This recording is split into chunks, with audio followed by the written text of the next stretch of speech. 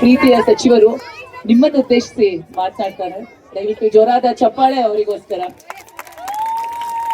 ಎಲ್ಲರಿಗೂ ನಮಸ್ಕಾರ. ಸಂಕ್ರಾಂತಿ ಹಬ್ಬದ ಶುಭಾಶಯಗಳು. ಹೊಸ ವರ್ಷ ಆರಂಭ ಆಗಿ ಇನ್ನು 2 ವಾರ ಆಗಿದೆ ಅಷ್ಟೇ. ತಮಗೆಲ್ಲರಿಗೂ ಹೊಸ ವರ್ಷದ ಶುಭಾಶಯಗಳು. 2026 ನಿಮಗೆ, ನಿಮ್ಮ ಕುಟುಂಬ, ನಿಮ್ಮ ಮಕ್ಕಳಿಗೆ ಎಲ್ಲರಿಗೂ ಜೀವನದಲ್ಲಿ ಸುಖ, ಶಾಂತಿ, ನೆಮ್ಮದಿಯನ್ನ ತರಲಿ. 2026 ನಿಮಗೆ ಸಂತೋಷದಿಂದ ಕೂಡಿರಲಿ, ನಿಮ್ಮ ಕನಸು ನನಸಾಗಲಿ ಅಂತ ಹೊಸ ವರ್ಷದ ಶುಭಾಶಯಗಳು. ಈ ವರ್ಷನೂ ಪ್ರತಿ ವರ್ಷದಂತೆ ನಾವು ಸುಗ್ಗಿ ಹುಗ್ಗಿ ಕಾರ್ಯಕ್ರಮವನ್ನ ಸಂಕ್ರಾಂತಿಯ ಸಂದರ್ಭದಲ್ಲಿ ಮಾಡ್ತಾ ಇದ್ದೇವೆ.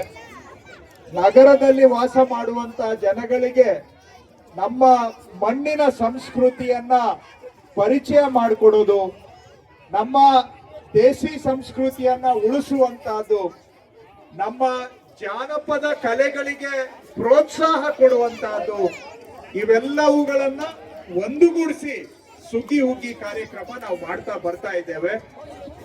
ವರ್ಷ ಹೆಚ್ಚು ಜನ ಇದಕ್ಕೆ ಬಂದು ಭಾಗವಹಿಸ್ತಾ ಇದ್ದಾರೆ.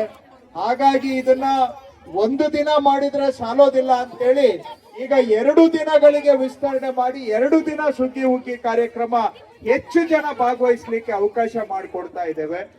ಬೆಂಗಳೂರಿನಲ್ಲಿ ನಾವು ಈ ಸಂಕ್ರಾಂತಿ ಕಾರ್ಯಕ್ರಮ ಮಾಡೋದಕ್ಕೆ ಆರಂಭ ಆದ್ಮೇಲೆ ಈ ನಮ್ಮನ್ನ ನೋಡಿ ಬೆಂಗಳೂರಲ್ಲಿ ಎಲ್ಲಾ ಕಡೆನೂ ಕೂಡ ಈಗ ಸಂಕ್ರಾಂತಿ ಕಾರ್ಯಕ್ರಮಗಳು ಆರಂಭ ಆಗಿದಾವೆ. ಬೇರೆ ಬೇರೆ ಕ್ಷೇತ್ರಗಳಲ್ಲೂ ಮಾಡ್ತಾ ಇದ್ದಾರೆ. ನಮ್ಮ ಕ್ಷೇತ್ರದಲ್ಲೂ ಬೇರೆಯವ್ರು ಮಾಡ್ತಾ ಇದ್ದಾರೆ. ಒಳ್ಳೇದು, ಸಂತೋಷ. ಇದರ ಮುಖಾಂತರ ಸಾಂಸ್ಕೃತಿಕ ಕಾರ್ಯಕ್ರಮಗಳಿಗೆ, ಚಟುವಟಿಕೆಗಳಿಗೆ ಹೆಚ್ಚು ಪ್ರೋತ್ಸಾಹ ಸಿಕ್ಕಿದ್ರೆ ನಮ್ಮ ಉದ್ದೇಶ ಈಡೇರಿದಂಗೆ. ನಾವು ಆರಂಭ ಮಾಡಿದ್ದು ನಮ್ಮ ಜಾನಪದ ಕಲೆಗೆ ಪ್ರೋತ್ಸಾಹ ಸಿಗಬೇಕು, ನಮ್ಮ ಕಲಾವಿದರಿಗೆ ಪ್ರೋತ್ಸಾಹ ಸಿಗಬೇಕು, ಹೆಚ್ಚು ಕಲಾ ಕಾರ್ಯಕ್ರಮಗಳು ನಡಿಬೇಕು. ಫ್ಯಾಮಿಲಿ ಎಲ್ಲರೂ ಕೂಡಿ ಎಲ್ಲಾದ್ರೂ ಒಂದ್ ಕಡೆ ಬಂದು ಸಂತೋಷದಿಂದ ಒಂದು 3-4 ಗಂಟೆ ಸಮಯ ಮಕ್ಕಳು ದೊಡ್ಡವರು ಎಲ್ಲ ಜೊತೆಗೆ ಕಳಿಬೇಕಾದ್ರೆ ಅಂತ ಕಾರ್ಯಕ್ರಮಗಳು ಆಗಬೇಕು ಅನ್ನೋದೇ ನಮ್ಮ ಉದ್ದೇಶ.